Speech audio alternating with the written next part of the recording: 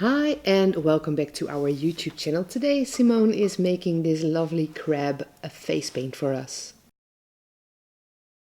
As summer is coming, a crab is one of the things you will find at the beach, and that is why Simone is creating this face paint for us today. Well, the first step in creating this face paint is the body of the crab, and that is created with a split cake by Diamond Effects today. So this split cake is called Halloween. It has black and orange and yellow, lovely colors.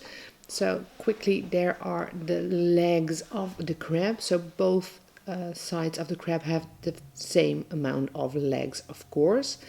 And Simone erased a bit of the black of the body to put white in there, so you don't have the blending of the colors when you face paint them like this. So two big white eyes to make this into a lovely looking crab. White highlights in the legs and also on the body of the crab, of course. Black for the eyes.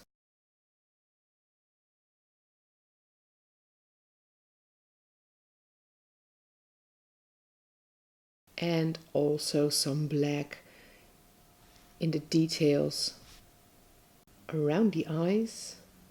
A mouth, of course, our crab is smiling today, and some details on the paws as well.